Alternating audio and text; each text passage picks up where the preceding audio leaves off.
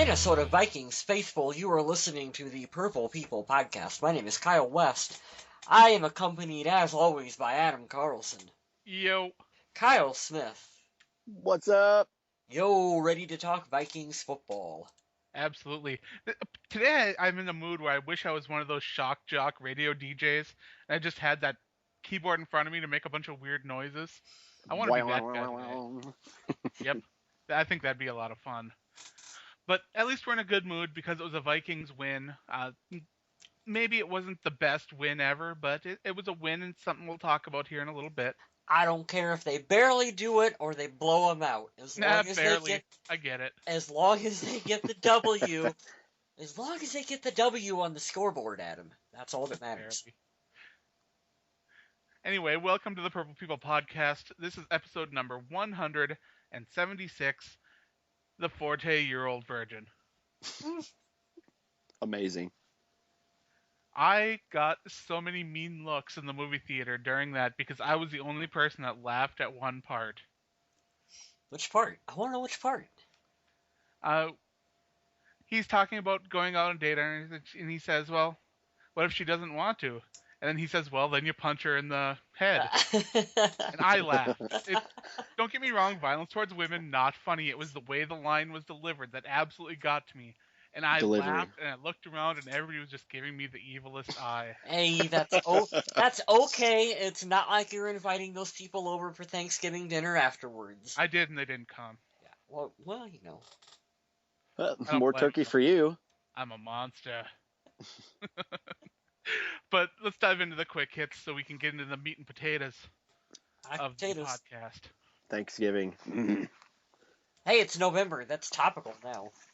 That is true. Yeah. November 22nd, the Vikings-Packers game has been flexed to being a late afternoon game. It'll be 3:25 in the Central Time Zone. This is a little concerning, or should be for Vikings fans, since every win for the Minnesota Vikings so far this season has been a noon game. I ain't gonna be paranoid. It's okay. It's okay, folks. Hey, you would not believe how many superstitious fans there are out there. I'm starting to get that way about feature games. I know this isn't a prime time, a Thursday or Monday night or Sunday night, but still. Well, that 3:25 kickoff, though, is a big deal. Yes. Yeah. And super now big it's deal. fucking Aikman, right? Oh, yeah. That's right. Oh, well, I'll hit the mute button for that. Turn on Close- K-Fan. Closed captioning provided by.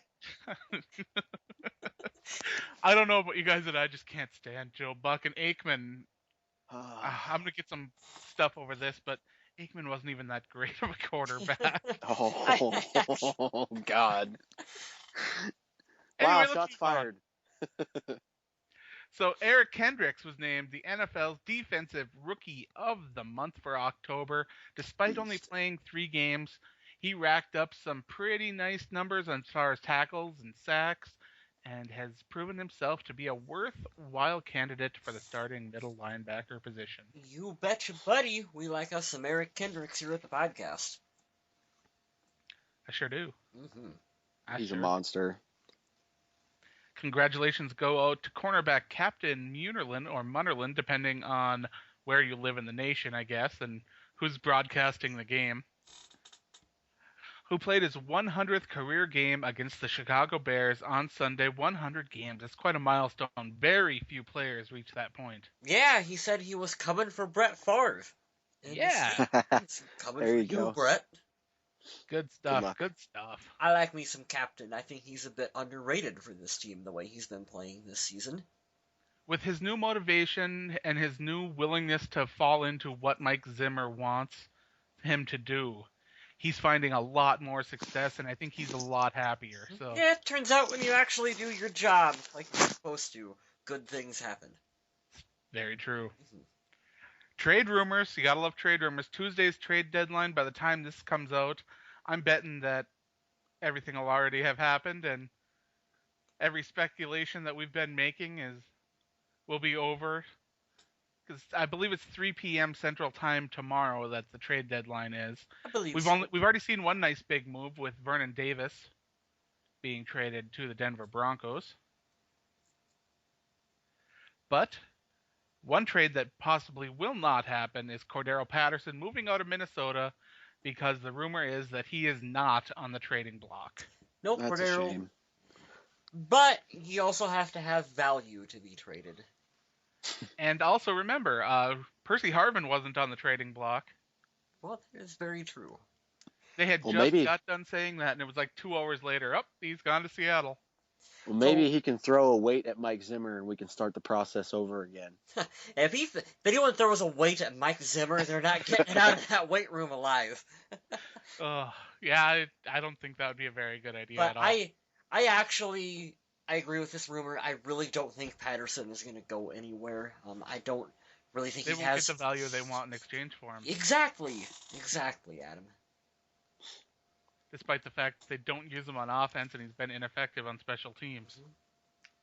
Oh well, what can you do? We're trying the safety. Maybe he'll come up clutch one game when we need him to and have a flash, and I don't know. Maybe he'll do. You guys are lucky punts. Yeah, see, somebody Good got that, stuff. but I don't know. He's not consistent enough. That sucks. I wanted him to be good, but I'm sure we'll find a good replacement coming the off season. Maybe Mike Zimmer is just saving him until we reach the playoffs. Right. That's a theory. Yeah, that's my new theory. There you go. It is a theory, that's for sure. So you may have noticed the Vikings getting a lot of hits and pressures, but not a lot of sacks. That is because the Minnesota Vikings are blitzing more than ever the last 2 games under Mike Zimmer. Mike Zimmer has blitzed the most in his Minnesota Vikings tenure against the Bears, and the 3rd most against the Detroit Lions. What's interesting is how he is showing pressure, sending sometimes and other times not, and that will pay off big dividends in the future when trying to confuse offensive linemen. I like it a lot. Me too. Coach Zimmer has even said numerous times he really doesn't care about the stats. So number of sacks and this, that, and the other thing he's not too concerned with. So yeah, I like the way he runs his defense. It is nice to see. Minnesota Vikings running back Adrian Peterson is a guy we can't go a week without talking about. Gotta get the AP. Gotta get him in. Absolutely. He has vowed to, and I quote, be more careful, unquote, when in regards to shrimp and seafood. I don't know about you guys, but if I was allergic to shrimp and seafood, I wouldn't eat it. Well, I don't like shrimp and or seafood to begin with. I do not. You take that crap and keep it away from me. But if I was that's allergic more for me and Adam. You know that? You so crazy. I'll tell you that. Mr. Kyle West cued us into a pretty cool thing coming up. Former Minnesota Vikings Sammy White, Ted Brown, Matt Blair, and John Henderson will all be on hand to sign autographs at Comic Card in Bloomington, Minnesota on November 7th. Admission is $5. You can go to comiccard.net for information. That's comic card, all one word, .net. Pretty cool thing. Of course, it is also a comic book show, if you were into that sort of thing, so you can buy, sell, get lots of comic stuff. There's also, as well as the Vikings, there's a couple other artists, and believe it or not, Sergeant Slaughter is going to be at this event as Good well, stuff. too. Yeah, That's so awesome. you can, run the whole deal of people to get it with. It is $5 to get in. But if you want autographs from, the Vikings players, the price is dependent on the player as for what it's going to cost. Some are more, some you're looking at, I think, $20 for a couple of them, $15 for a couple of the other ones to get autographs and stuff with them to sign it. So just know that in mind that if you're going, plan on bringing a little bit extra with you if you want autographs and such from them. But yeah, that is on November 7th. So fun time for Vikings fans. Go out and meet some alumni and whatnot. Absolutely. And that is, I believe, one day before the game against the Rams. So if you're in town for the game, head on over and check it out. So let's review the game. I love the game review. Gameball Donkey, one of our readers' readers. See, I've been writing too much. One of our listeners' favorite parts. Let's give them away. I will reserve mine if you guys want to get started. Okay, I am going to give my game ball to... Do you guys know who? You want to guess? I'm going to guess Charles Johnson. Yeah, you guessed correctly, Adam. Nice. That is actually crazy. I know he only had one catch for 35 yards, but Clutch. man, was that ever? Yes, that was a clutch catch when we needed it the most, and he just went up and high pointed that ball, brought it down, and oh boy, that was exactly what we needed at that point in time. I'll be honest with you. I didn't get to watch the game, and you guys listening, I'll tell you a story later for my bold statement. But I saw the replay. If Charles Johnson doesn't time that perfectly, that's big. Yes. And we hate Teddy this week. Mm-hmm. Now I love the fact that he chucked it down the field, but holy clutch catch, Batman! Mm-hmm. That was amazing. And also, I know he got knocked out of the game with an injury, but I feel like special mention should go to TJ Clemmings, who I felt was having a really good game for the Vikings before he got hurt. He was doing a pretty solid job. Pretty solid.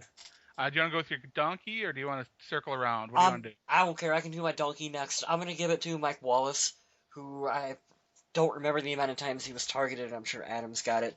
But he didn't have a single catch. He had the one overthrow, miscommunication, lost it in the sun. I don't know what happened. Deep ball with Teddy that should have been a touchdown. You expect more production than this, even if you only look at having maybe one or two catches.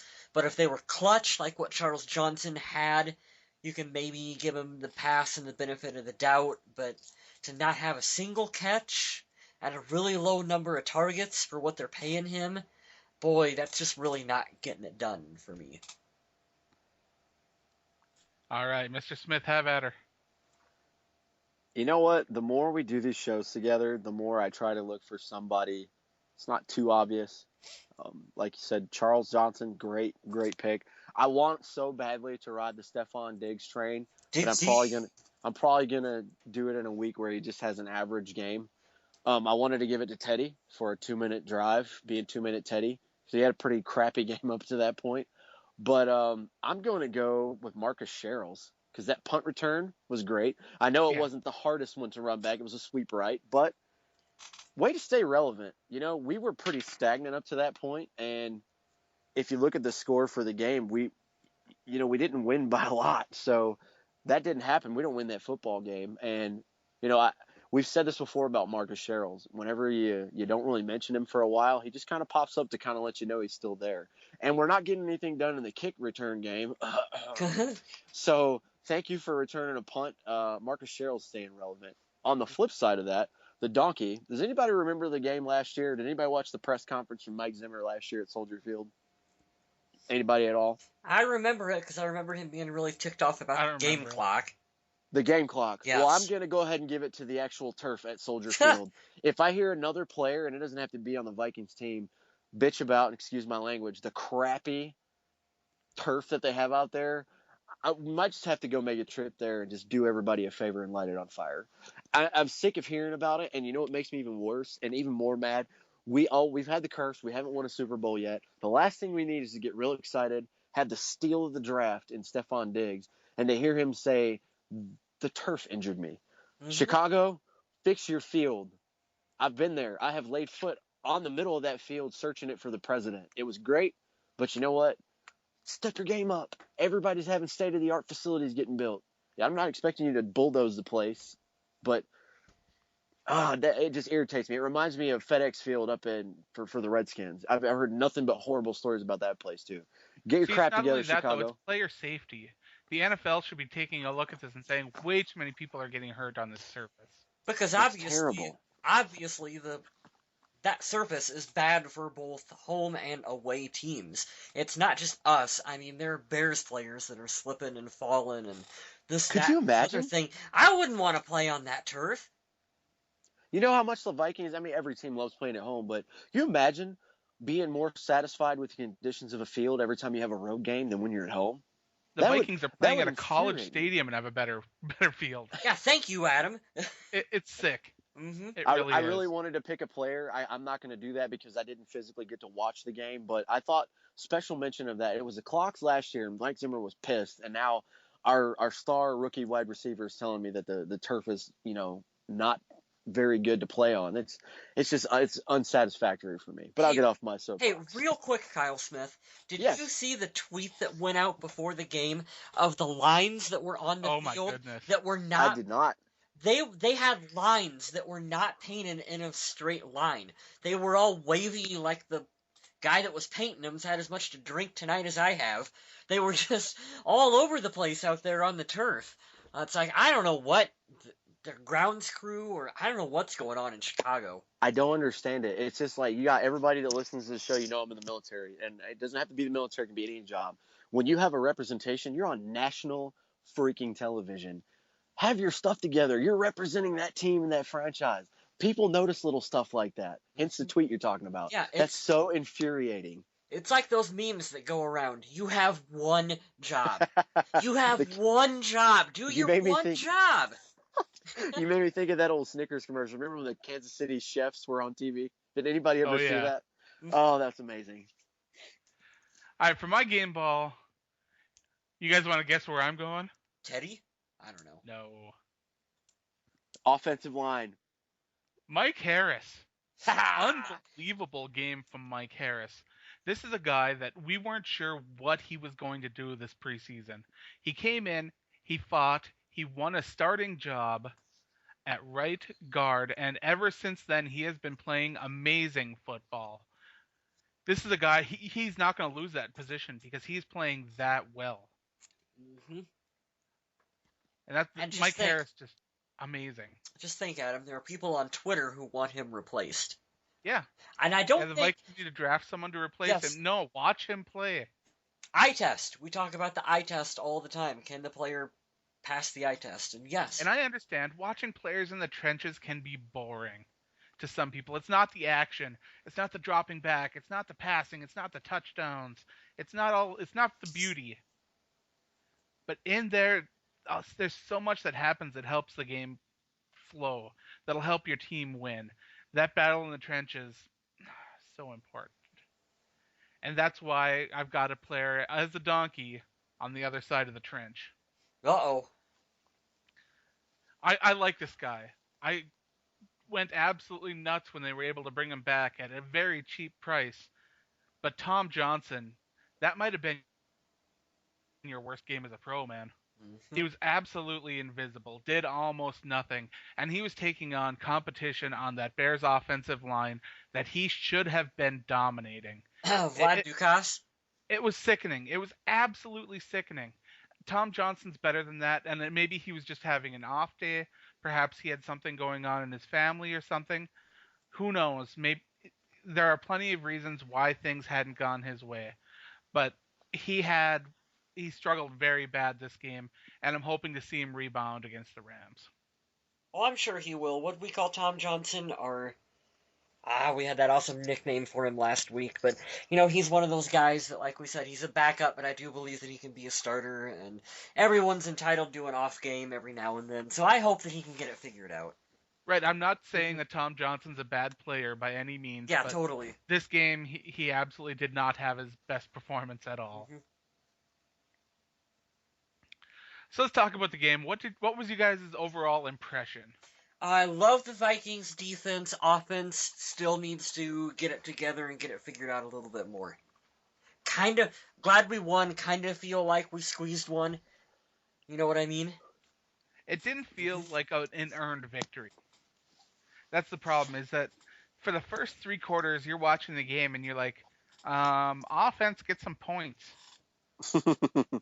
But to this team's credit, if this would have been any other coaching staff, we'd have lost this game. But they stuck in it, they hung in it all throughout, and it came down to 2-minute 10, he got the ball, and guess what? Amazing. Yes, they went down the field, and they got the game-winning field goal. I'm surprised that nobody gave a game ball to Blair Walsh. I wanted to so bad. He was absolutely right there for my number 2 for the game ball this week. The 2 things that I took from this, number 1, this is a game last year and the last 2 years, we lose. Oh, totally. 100% heartbreaker, piss you off game we lose. the Bills game last year. On the road, Yep. definitely should have walked out of there with a win, did not. This is a game we lose 2 years ago. We hung in, we played the whole 60 minutes, and I love Teddy to death. I want to shake the guy's hand. I would love him to date my sister, as what some of the guys would have said on the Vikings page. But I cannot stand him in press conferences. He says every right thing, and it's so boring. But his quote this week was, "We played 60 minutes, and we knew it was going to be that." Awesome. The other thing that I took away from it, we're 3-0 in the division, and we won 2 road games in a row. That was a Division road strong suit. games. I love it. I know we sweep. Like, I totally agree. We should not have won this game, but we did, and we're not going back and changing it. And I'm super stoked that we're on the edge. We were on the good side of, holy crap, we just won the game with like how many seconds left. And kudos to Blair, because Mike Zimmer said it in the post game, and I watched it live, and it was awesome.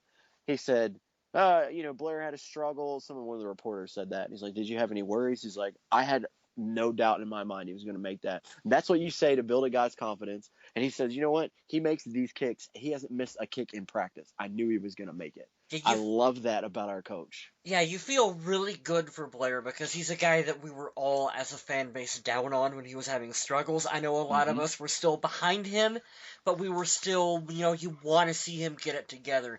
And for him to go out there and to make a game-winning field goal with the clock expiring right after it was over, you gotta feel just happy and excited for him. And that's gotta be a huge confidence booster for Blair Walsh. I love it. Mm-hmm. I'm down here, and like I said, I'm in Texas for training, whatever. My wife is here. She came up to me and was like, "I have no words." Showed me the picture, and I think it was on Vikings.com. There's a lot of game photos, but Mike's just hugging the hell out of Blair, and you can tell he's screaming in his ear, so happy. And that was the summary of this game for me, and it was awesome. It's just a feel-good moment. Mm-hmm. Sure was. Watching this game, exactly like I said, the offense just struggled so badly at the beginning. Unable to get points on the board. Special teams comes through, is able to help out and get some points on the board, and keep the game within reach. Then came the fourth quarter, and I loved the quote from Teddy Bridgewater when he said, "I saw it in the guys' eyes. They wanted to go down, score a touchdown, and win this football game." Love it. And you know what? Go ahead, Kyle. Oh, okay. I was just going to say, not every game you're going to blow out your opponent and it's going to be like a massive lopsided win. I really feel like good teams have these games where you go, probably should have lost, but you know what? Right at the end, you were able to go out and you were able to get a victory. So I'm honestly, of course, I want to blow every team out. Like it's 98 and we got Randy Moss and we're just putting up points like you wouldn't believe it. But it's a good thing that they were tested and they were able to get the ball back and they were able to go down the field and win like that. But you don't want to play down to a lesser opponent's level either, and I felt that happened quite a bit during the early stages of this game. Mm-hmm.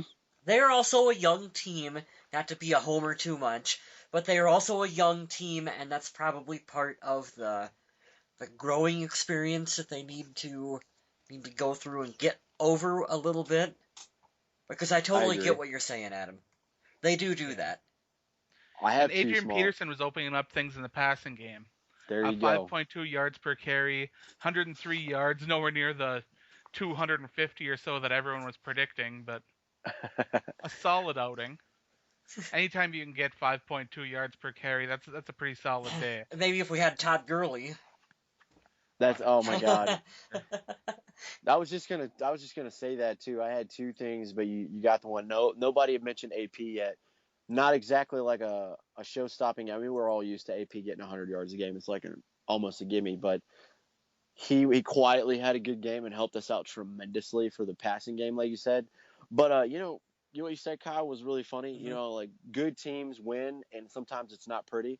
This is the Denver game, except we're Denver now. Yeah. Exact same score comes down to it, and you win it by a field goal. I feel like we should have won that game, but it's so funny now that you look at it. The same score, same situation, like comes down to the wire. But we were on the good side of that. But yeah, that is an excellent point. All right, so let's talk about the wide receivers because one wide receiver was targeted an immense amount more than others. Gee, I wonder who that was. Stephon Diggs targeted 12 times. The next highest, a tie between Matt Asiata and Michael Pruitt with 3 each. You think there's a little rapport between Teddy and Stephon Diggs? I think Teddy trusts Stephon Diggs on getting the football to him. And to be fair, Diggs does this fantastic thing. It's called yards after the catch. I thought you were going to say the wink. Well, that too. But this awesome thing where when he catches the ball, he just doesn't immediately get tackled. I enjoy this thing. But he also does this thing I can't stand when NFL wide receivers catch the ball and then do that little half circle run backwards. Yeah, I know, but hey. You know what? You hate it, but I used to love it because Greg Jennings did that, and he tried to make people miss all the time. God love him. He's so seasoned. I'm not even gonna say old now. He's not fast enough to do it anymore, but he still tries. I can't be mad at the guy if it works. Especially, who did you do that spin move on and get a touchdown? Was it Kyle Fuller? I'm not sure. I think it was Kyle Fuller. He's an excellent draft pick. He's an excellent corner, and he did a nice little spin move to get that touchdown on him. You know what I miss? Works while you're young, I guess. You know what I miss? I miss Jerome Simpson making a completely arbitrary catch and then just celebrating it like we just won the Super Bowl afterwards. Or my favorite, Jerome will have 3 catches on the game, but he'll have the most penalty yards pulled for him. Yeah. And we would always get halfway down the field without any kind of play because he draws a flag. Love that man. Mm-hmm. All right, so Stephon Diggs had 95 yards receiving, the next most with 1 catch, 35 yards, Charles Johnson. Clutch catch. You gotta say clutch catch, though. Past that, everybody was at 22 or less, with Mike Wallace at 0. Could we pause for a minute, Adam? I know we love Adrian Peterson in the rushing game, but Adrian Peterson in the receiving game, I'll be perfectly honest here, I really don't get and or like. I know. Well, they only tried it twice to him in that game, so they want to keep defenses on their toes. They want to try to get him the ball in space, and I get that. At least they aren't forcing it over like the Bears were with those screens over and over and over. Yes, that was horrendous to watch. But that was hard. It was hard to watch as a fan because it was brutal. I'm glad that they have this wrinkle that maybe one day they'll work with Adrian, but I feel like we all know that's not his skill set. So let's just not make a big deal of it, Norv Turner, and just kind of okay. But you can't completely take that out of the game. You have to leave that in as an option. I'm fine with that, but I really like the checkdowns to Matt Asiata a heck of a lot more than what I do to Adrian. You guys got any guesses on who led the team in tackles? I just read this earlier and I forgot it, and I hate myself for it. It's not Harrison Smith. He was second. Was it Kendricks? No. Is it Terrence Newman? It is. I remember. Old man Newman. 8 total tackles, 1 pass defense. 6 of those tackles were solo. For an old man, he gets things done.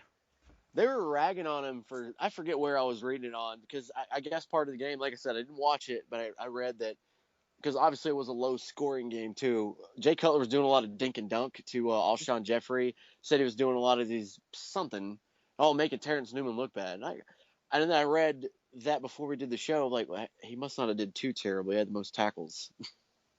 No, Terrence Newman, let's be honest, anybody that tries taking on Alshon Jeffrey in a one-on-one situation is going to struggle. He's a freak of nature.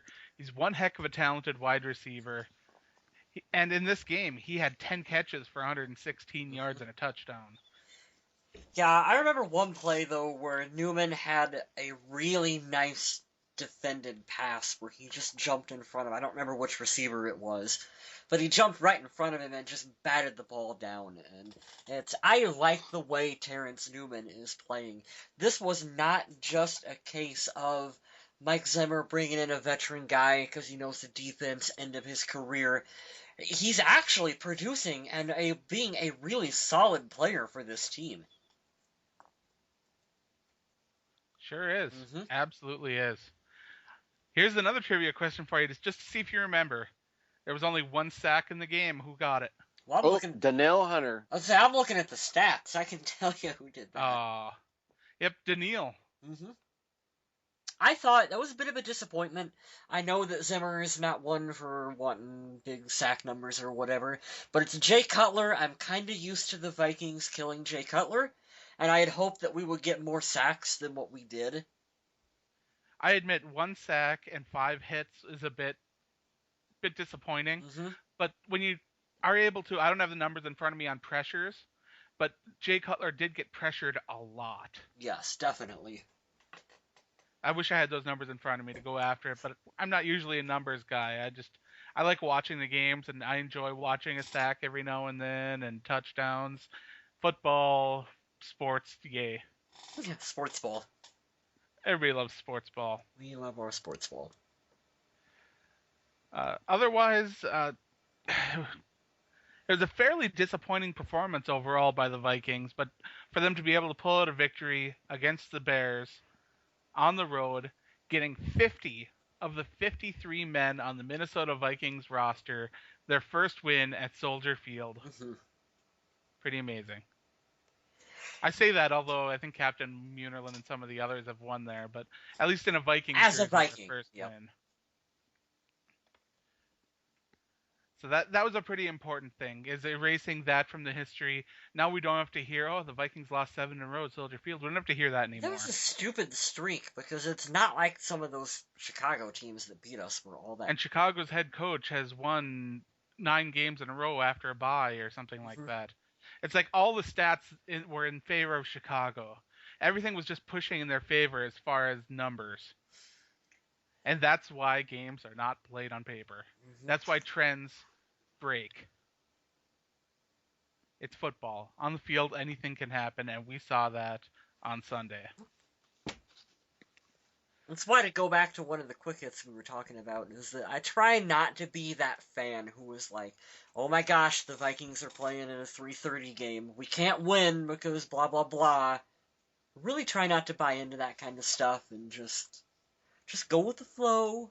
It'll be fine. See, as a fan, it's hard, but the more time you spend on social media, the more you read this stuff, the more it just gets pounded into your head, and then you are sitting there, you're thinking like Skip Bayless, and they're like, oh, they can't win because history, trends, all this kind of stuff, and you forget that the football game is actually played on a field, not at a desk or on a computer. So pretty good stuff there. Next week, the Vikings will take on a team with a winning record and hope to get their first win against a team with a winning record. I think it's a very well-matched game between the two teams. I really do. Rams defense is scary. They have arguably the best running back in the NFL going right now. Yeah, Todd Gurley is playing exceptional football for the St. Louis Rams. Like you said, Adam, they have a really good defense. The two teams, I think, mirror each other pretty well, and it'll be fun. I really hope the Vikings can go out and make a statement and get a good, nice, solid win. You guys are taking all my thunder on this. First game at home after 2 victories on the road and winning 3 in a row, trying to make it 4. I was going to say that the Vikings had a 4-game winning streak. Oh, that's a good stat to look up. It's been a long time. I'm going to say it's the 2009 season with Brett Favre, because we did start 6-0 that year. Because that would be something. Mm-hmm. I'm going to put my spiel in for this game. I'm going to say everybody's going to worry about the defense. You know, Robert Quinn and, is it Chris Long? They just have an amazing defensive front. I'm worried about Todd Gurley and Tavon Austin. I thought Tavon Austin was a bust. For all you not just Vikings fans, but NFL fans, I believe him and Cordero came out the same year, and they've had a lot of the same kind of issues not being able to produce. Tavon has been blowing it up, and I don't know if it's just because Nick Foles stepped in or what, but I'm legitimately concerned about that offense. And it's going to be a fantastic test. And for all those people, I cannot stand, and I'm sorry if you guys fall in this category, oh, well, the Vikings haven't beaten anybody. We can't choose our schedule. We play who Well, we're they could have scheduled to beaten the play. Broncos if they. Well, they They had the tried. opportunity. They tried, Adam. They get effort points. So you can't completely blame the schedule because they could have beaten one of the NFL's unbeatens right now. No, I'm not blaming the schedule. I'm just saying I don't like that whole, oh, well, you've had an easy schedule. You know what? You could say the Patriots have an easy schedule. They beat the hell out of anybody they play. No, You know, I'm right with you, Kyle Smith. It's like I'm just glad that they're not. I'm glad that we're at home because it's good to come home after 2 road and division games. But we're better at home. I think it's going to make them uncomfortable. I think we have a lot of momentum, and this is going to be a test because a lot of people are starting to look at us, not really by stock in the team as a playoff team, but they're starting to look at us like, damn, are the Vikings 5-2? Like, wow, that's cool. But if we can beat a team who's solid on both sides of the ball and has a winning record, I think that'll add some validity. And I'm telling you, I told you guys this a couple weeks ago, and all the fans that are listening, if we can plow through these next 3 weeks, we're going to set ourselves up for success because we have a tough December stretch coming around. And I don't want to look too far forward on the schedule, but I'm telling you guys, this game against the Oakland Raiders is not going to be easy. Oh, don't look ahead yet, man. One week at a time. 1 week at a time. We got some pretty nice answers for this week's social media question. We asked you guys, do you feel Minnesota Vikings players and coaches should feel obligated to acknowledge and entertain fans when they meet them in a casual setting? And you guys had some great answers. I'm curious to see what the people said.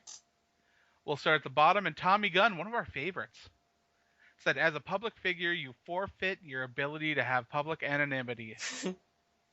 Which is essentially true, because you signed that contract, you're representing yourself, your brand, and all that kind of stuff. So I can understand completely where he's coming from there. Corbin Johnson says, it matters what they ask. If they ask stupid questions, they don't have to answer the questions. Players need their space sometimes, but in the right mood, they can talk to you. Matthew Kyle was a little more blunt and to the point. No, they don't. I like that. Give that man a t-shirt. Mike Leonard says, not if they're winning. Keep winning and they can do no wrong. If they sweep the division, not only can they ignore me, but they can also throw stuff at me. Give that man a t-shirt. But my favorite answer might be Brandon Alice, who says, no, the only Vikings fan that should feel obligated, the only Vikings fan that should feel obliged to acknowledge is me, because I am better than all other fans. They should also sign anything I ask and answer any stupid questions I might have. Then they should invite me to vacation with them and their families and send me presents on my birthday because I'm awesome. Correction, send that man a t-shirt. All 3 of them are getting t-shirts this week. Those were good answers. I like that. Tom Buge says, as always, it's a give and take. I would love to be able to sit down and talk football with Harrison Smith, Teddy Barr, or Zimmer, but I know they can't or won't. They should respect the fans because this is our sports team and we invest time, money, and reputations on it. Not to be greedy, but if I say hi to a player or coach, they damn well better show me the decency of recognizing me as a fan. Joe Adams says, acknowledge them by waving or something, but you don't have to stop and do everything they want. And I think that's probably the best and most reasonable response out of all of them. Is you don't have to be a jerk. You can do your own thing. You can be out with your family, enjoy a good time. You don't have to stop for photos and autographs and all this kind of stuff. But also don't ignore the fans, because those are your bread and butter. These are the people that look up to you. But I know Mr. Kyle West has a different opinion. Well, I mean, they're under no obligation to entertain you when you run into them at the supermarket when they're buying groceries. Or if you happen to be, I see this happen quite frequently up in Mankato during training camp. They're out at a restaurant, they're eating lunch, and you want to go up to them while they're in the middle of eating and they got a spoonful of chili in their mouth, and you want to take a photo with them. No, they're under no obligation to entertain you. They're people. They're people. And yes, I understand they're public figures, and when they sign the big contract, to an extent they forfeit the right to be anonymous and to go out and to do these things. Yes, I get that. The polite thing is for them to wave and, at least like you said, acknowledge you. But they're still, I mean, they're not, they're not obligated to do this stuff. And I've seen people were complaining about Cordero Patterson. And they were saying that, well, Patterson is such a dick when he's out, buying groceries. He doesn't want to stop and talk to people and do this, that, and the other thing. And it's only when he's at, Vikings events that he's nice to the fans. Well, to be fair, if you were out buying groceries, would you really want to be bothered by a whole bunch of people? Probably not. I don't even like running into people I know at the grocery store. Precisely. So it's like, like I was saying, my experiences with Cordero Patterson have only been positive. I'll keep it short because I've already been talking too much. But there was a game, this is in Mankato, where they moved the practice indoors because of rain. And a couple of us were stuck outside underneath the awning, and we were kind of trying to watch what was going on. And after it was over, as the players were going to change, the only person who stopped was Cordero Patterson. And he came over to the doorway, and he signed autographs for everyone. He took photos for anyone who wanted it, and he thanked everyone. And then he was, off to go change and do whatever. So I guess it comes down to people need to understand that there's a difference, like when the players are in a work environment, I do think that they do have more of an obligation then to acknowledge and to sign and to do stuff because they're at work. But when you run into them on the street, I don't think there is any, they don't have to entertain you. I 1,000% agree with you. Yeah. 1,000%. Yep. I can't stand walking through the airport in a uniform on when I have to wear it, and people. I'm not saying anyone who supports the military is bad. Don't twist my words, because we'll have a conversation later. It won't be pretty. But I can't stand walking through the airport with my dog, and everybody's like, "Ooh, I'm gonna come talk to you. Ooh, I have to come do this." It sucks because you have that attention on you, and all you want to do is just live and exist. Mhm. But I do understand the positive impact you can literally change a kid's life, especially the young kids. If Teddy Bridgewater's out at IHOP one night and you get to take a picture with him, that kid who's a Vikings fan will never forget that. It'll go online. It'll probably trend on Twitter. But you got to understand, like you said, if these guys just want to eat and want to have time to relax, what if he's with his mom he's always so highly touted about? Like he doesn't owe you that time, even though it would be nice. Now, on the flip side of that, like you said, I got to go to Redskins training camp earlier this year. I tipped my hat to those guys who came and talked to us, because there was a lot of fans who came in from the public side, and they didn't take any photos or sign any autographs over there. I was in a VIP area. A lot of guys came over there. I think when you're, doing training camp and stuff like that, or after a game, channel your inner JJ Watt and go talk to people and, say, I think that's cool. Mm-hmm. But no, as far as being out in public, living your life, no, they don't. There's nothing saying they have to do any of that. And you also got to understand, as part of the reason why maybe they don't want to acknowledge a fan when they are in public is because it can cause a scene really, really quickly, because I've seen it happen where they go to sign one autograph and take one photo, and then all of a sudden you've got a mob of people, and it gets incredibly difficult, especially if they don't have security with them, if it's just, Cordero Patterson at the supermarket, and all of a sudden he's got 25 people that are surrounding him. It's easier for them to just kind of maybe ignore the one person and continue on with their life, as opposed to stopping and signing for everyone, because it can legitimately turn into a thing where it's 3 hours later and they're still signing autographs and taking photos, because it can cause that big of a stir. Here's my question, though. How do so many fans, how are they able to recognize all these players? I mean, even like the players that aren't on TV all the time. If I was out in Minneapolis and I ran into Tom Johnson, Mm-hmm. I wouldn't know. I would have no clue who he was. these fans that are out there, some of them are the obnoxious autograph hunters, the ones that that as soon as whatever they get signed is going up on eBay. And that, to me, those people are wrong. But if you want to read a good story about a guy who met one of the players that was an absolute idol and got absolutely snubbed, Thomas Buge, one of our awesome, awesome listeners, commented on the Facebook question a story about a Wild player that just absolutely snubbed him and how it ruined his whole vacation for him. So they have to keep in mind that not only can these players make someone's day, but they can also make their day worse. Mm-hmm. Yeah, it's a tough one where there's a lot of gray area in between. There's no real cut and dry right or wrong with it. No, it's a tough one. We don't have a social media question written down. We'll come up with one and post it up on the site. Oh, we're slackers. So keep your eye out for that. We will post one up.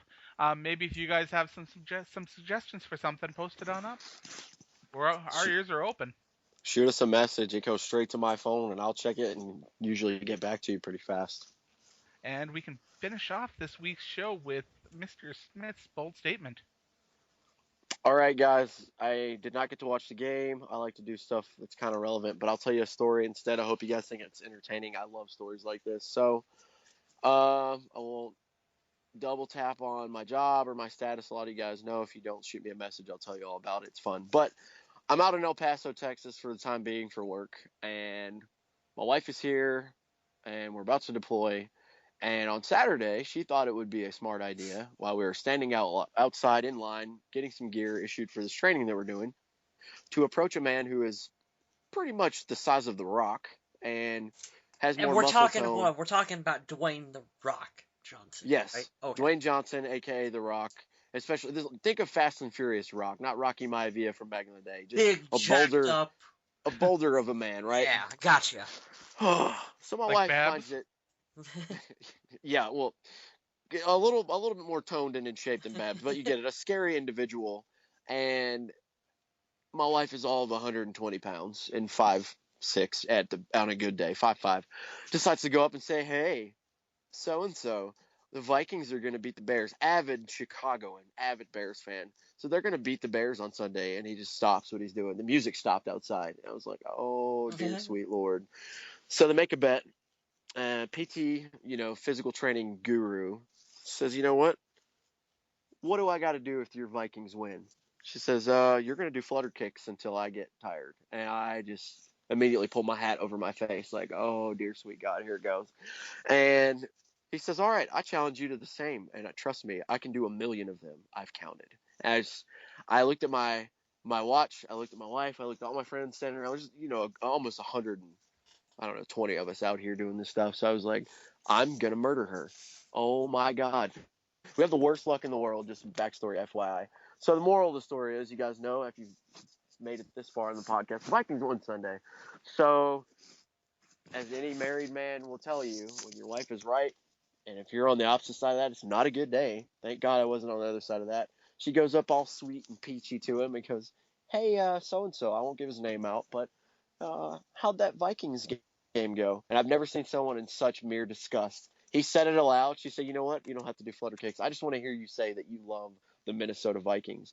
So a boulder of a man, looks jacked and on steroids, even though he's not very, very in shape naturally. I'll give you the credit. Looks at everyone in front of the crowd, and he owned this so hard, and I give him so much respect for it, and says, "I love the Minnesota Vikings. I'm going to go home. I'm going to do 10 Hail Marys and wash my mouth out." And I just laughed so hard. He owned it.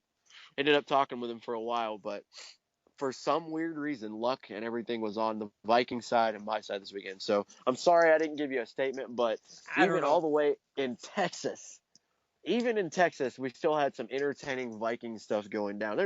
There's a lot of Vikings fans everywhere. I'm very, very surprised. Maybe this is because we're winning, but had a couple of skulls coming out through this training here. Yeah, Skull Vikings. Like, we're near Mexico, right? Are you lost? All right, cool. I'll take it. So there's your stuff for the week. Hopefully I have something better next week. I'm going to actually I'm actually going to do a little bit of homework and do my job for the show next week, but I wanted to share that with you guys. It's very good. It actually worked out in my favor because I probably would have been very sore doing this show now had we lost. That is a fantastic story, and I have a feeling that will be a favorite amongst listeners. I really do. Good stuff. Good stuff. That's all I have for this week. As always, look for Kyle Smith's discounted artwork after each win. I'm sure that'll be posted up on the Facebook page as well as on my Viking Age article. Yes, I will have something. That I always write with the podcast. Don't know what. I'll find something fun. Maybe we'll do some Adrian work this week. Ooh, there you go. Yeah. You can check out my stuff on Undead Walking, which is always a good place to get your information on The Walking Dead, meet some new fans from about the show, and all that nice, fun stuff. I was also recently promoted to the news desk of fansided.com. So yeah, congratulations, Adam. We're clapping for you. If you weren't going to say it, I was going to do it for you because I do nothing of value outside of the show. Adam got promoted this week. I think most of us would disagree with that one, sir. You're the one with the real job. Right. No. You guys got to understand. I have to brag on you too. Let's get sentimental for 30 seconds. I was a fan of this show. For whatever freaking reason, they decided to add me and make me a part of the family. I literally do nothing but give my opinion. I log on to Skype. I don't have to do any of the editing. I don't have to make the phone calls.